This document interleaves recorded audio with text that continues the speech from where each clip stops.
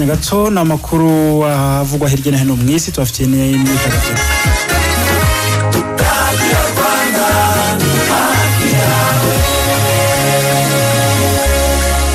Mbere yuko twinjira mu myidagaduro reka tubanze turebere hamwe ibindi bikomeje kuvugwa hirya no hino mu isi. Umunya Eritrea Kidan Zekarias Habtemariam ufatwa nka ruharwa mu bikorwa by'ubucuruzi bw'abantu mu isi yatawe muri yombi nyuma yo gufatirwa muri Sudan. Yashinjwa kuba kwisonga mu bikorwa byo gucuruza no kwambutsa mu buryo butemewe byibasiye impunzi n'abimukira mu gihugu cya Libya.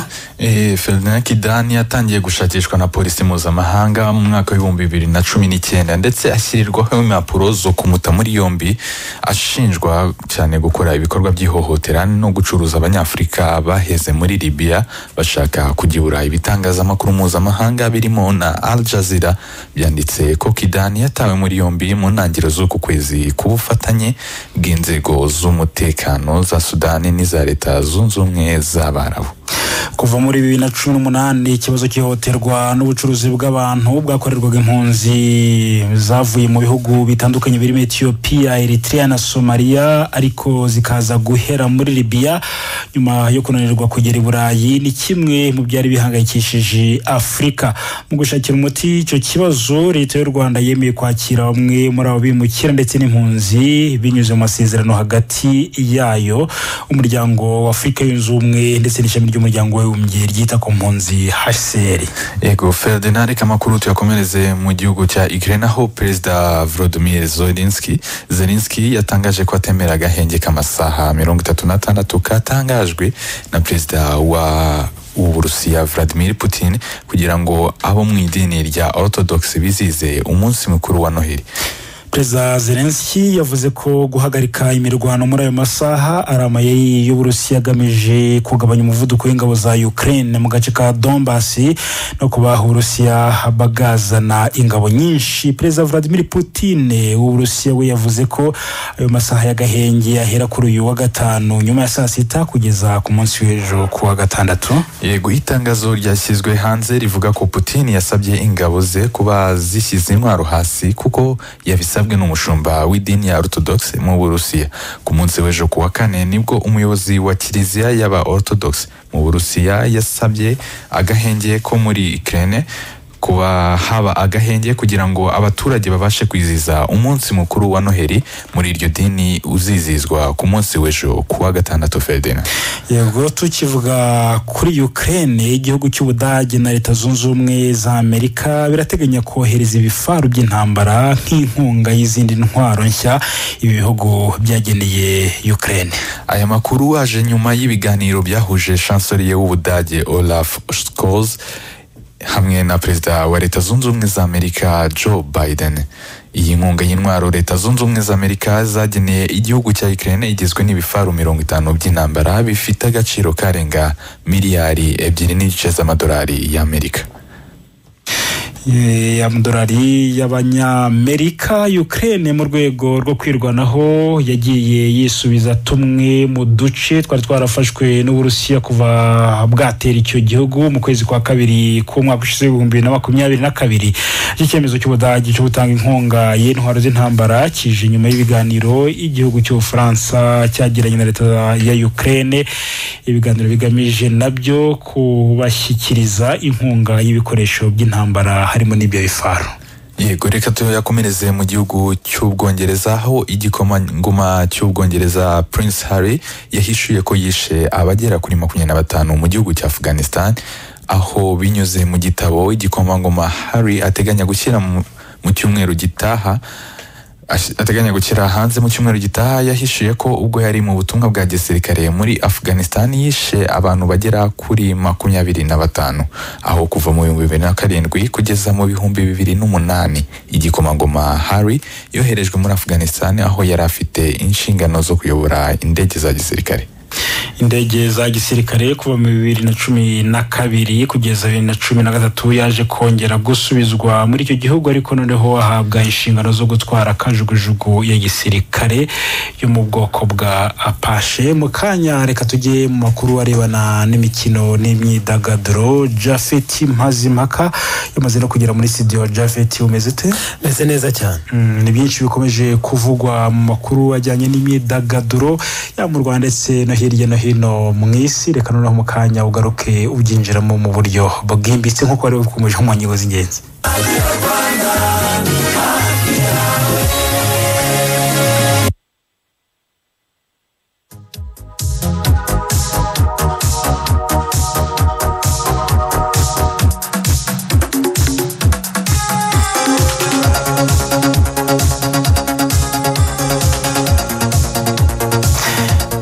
Inkuru nyamukuru ni iyihe? Inkuru nyamukuru ni inkuru mu by'ukuri mu kanya gato cyane saa 5:15 nibwo umuhanzi Davis yashyize hanze umushinga amaze iminsi, yavuze ko amaze iminsi akoraho, yerekana akabox cyangwa se agakarito kaba karimo udukingirizo, kariho ifoto ye mu by'ukuri abantu benshi babonye iminsi yashize amafoto yagiye hanze. N'ejo twaramubaje hano mu makuru yo kumanywa, aravuga ati urubyiruko rwikingira ariko ntiyakwerura ngo avuge mu by'ukuri bimeze, kumenya ngo yeshaga umushinga yaratarageze igice kutangaza. Yamaze kwerekana condoms cyangwa se udukingirizo yise protection turi mu mabara yenda gusa na album yise Afrokira, yenda gusa na album ye mu mabara yise Afrokira, amaze nshyize hanze. Rero nimwe mu nkuru zigezweho. Ikindi kandi nuko umukinnyi wa filime yitwa Kirenga Safine cyane arameze nka Kantengwa muri Seburikoko, ku munsi w'ejo kuwa kane yashyingiranywe imbere y'amategeko n'umusore biyemeje kurushinga witwa Dr. Murindi Eric Dusenge. Akara amafoto rero na video zashyizwe agaragara ku mugoroba zigaragaza abo bombi bafashe idarapo rwose bahera bemera kubana nk'umugore n'umugabo. Nyuma yuko umunyamakuru yasazeye kuri Royal FM yari umuyobozi wayo yitwa Jackie Rumbasi, undi yarayasazeye n'umugoroba yitwa Bianca azwi cyane mu myidagaduro, akaba yasanzwe ari umukozi wa Isibo TV. Rero yaratangaje yuko atazongera gukora kuri no televiziyo, bamwe batazasimburwa nande mu gihe bakibyibaza nibwo babonye none yuko witwa Muyango, uyu ngo arazwi cyane yabaye Miss Photogenic 2019. Rero byatangaje ko ugiye kumusimbura kuri televiziyo. Ntabwo yasanzwe akora mu itangazamakuru, ariko bitewe nuko aramaze igihe ayobora ibitaramo bimwe na bimwe ahantu hahora abantu batandukanye benshi, ibitaramo bitari bya binini cyane, ariko yaramaze iminsi ayobora ibitaramo mu by'ukuri.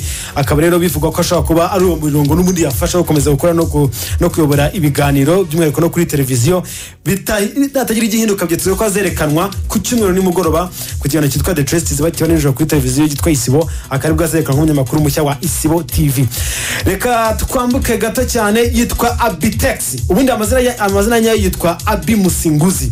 Uyu nguyu ni umugabo uzwi mu gutegura ibitaramo hano mu gihugu cya Uganda. Yateguye igitaramo cyabaye mu ijoro rishyira bonane, kigwamo abantu 10 bose kubera umubyigano, bose bitaba Imana. Nyuma y'icyo gihe rero yatawe muri yombi, nimugoroba bwara yasomewe, bamusomera ko agomba guhita afungwa icyumweru cyose, akazaba muri gereza ku itariki 10 z'ukwezi kwa mbere.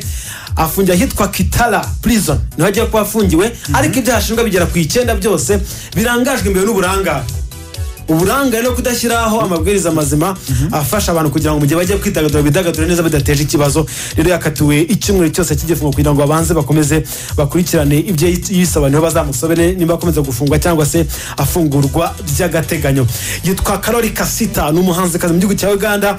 Yatunguye abantu ko yajyaga mu bitaramo afite inda nkuru, atwite inda nkuru, yarayibarutse n'umwana w'umuhungu. Akari mu byishimo bikomeye cyane ko benshi batungurwa n'ukuntu yataramye kugeza ku munsi wa nyuma wo kwibaruka atarajya mu bihe ko umuntu yicara mu rugo ngo yitonde.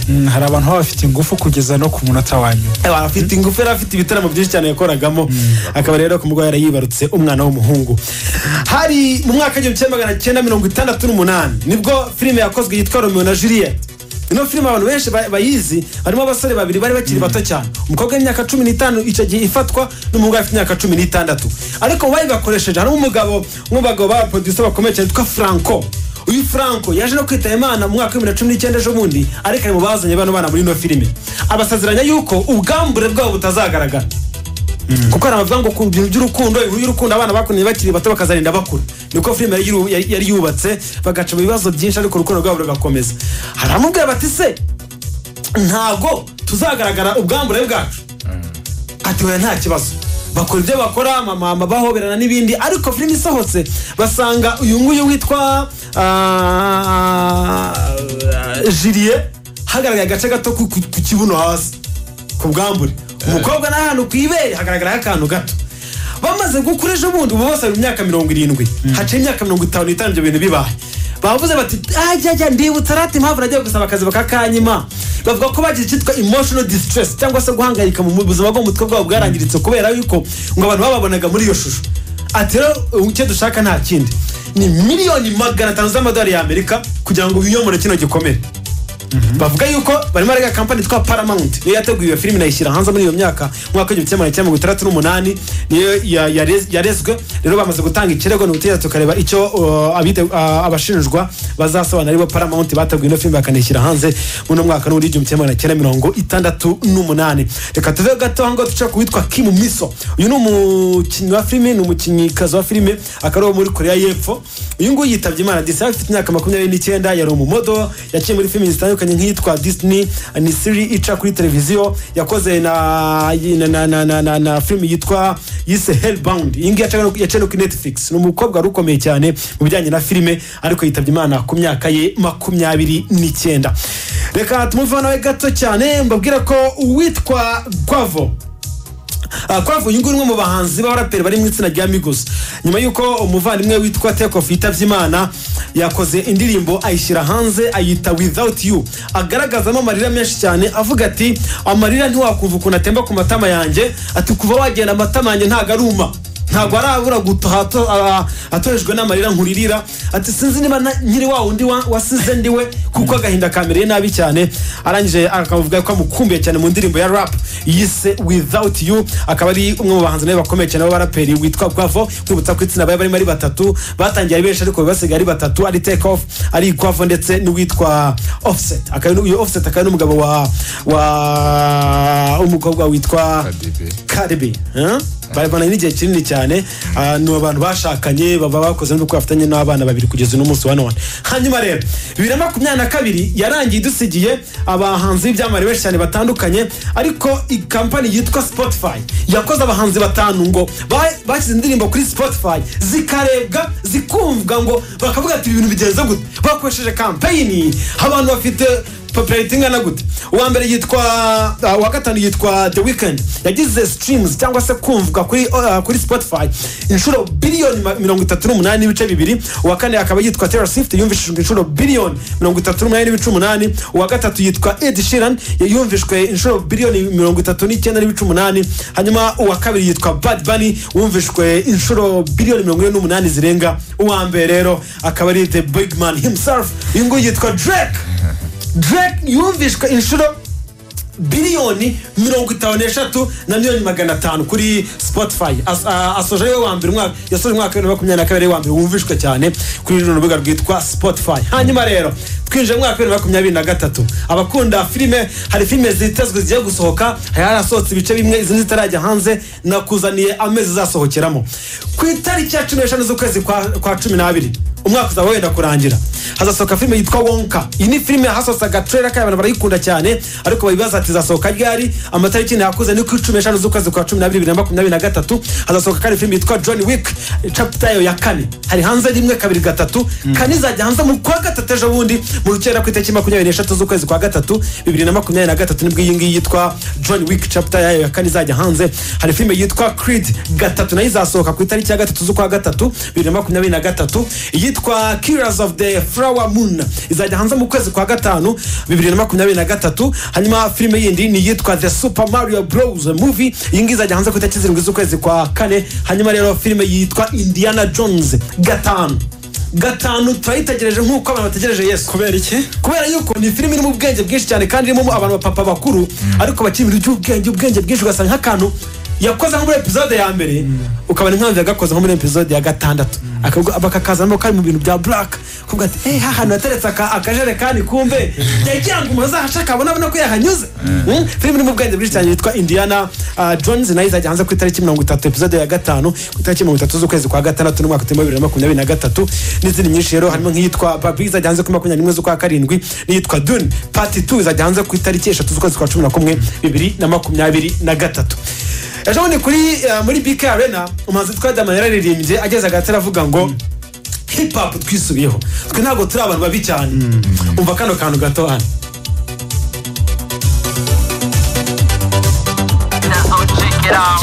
check it out mirantare ikamba ku ruhanga ntabwo rikugira umwami mu gihe udafite intama ntabwo wakwitwa umushumba witwa igiti gute nta mizina n'amashami ntacyo bimaze kuvuga igihe udafite abakumva hatuye iwacu yitwa Bizo impamvu guhita uhejeje mu rujijo avugamo ati abaraperi twese ntabwo abagore dufite ntabwo tubatera inguma ntabwo twese turi abana babi mu by'ukuri turacyarwana no kugarura isura ya hip hop yego ubwo bari gushyiramo n'imbaraga nyinshi reka dusoreze ahangaha dusigiremo abantu bongere bumve amasegonda Jeff wakoze cyane Ferdinand Kwizera Adams nawe wakoze cyane kanwa inganzi rutinganzwa ibi birarutanwa ubuzima ni bitch duciringa nta kauchu tuzira kubipantaro bakunda ikabutura turabahereza abaca kurusha abasaserdoti dushinzwe kwiba amaturo n'ayandi mafuti mwikiriwe njemba inkuru ya rurangiza njemba inkuru ya rurangiza njemba inkuru ya rurangiza njemba inkuru ya rurangiza njemba inkuru ya rurangiza njemba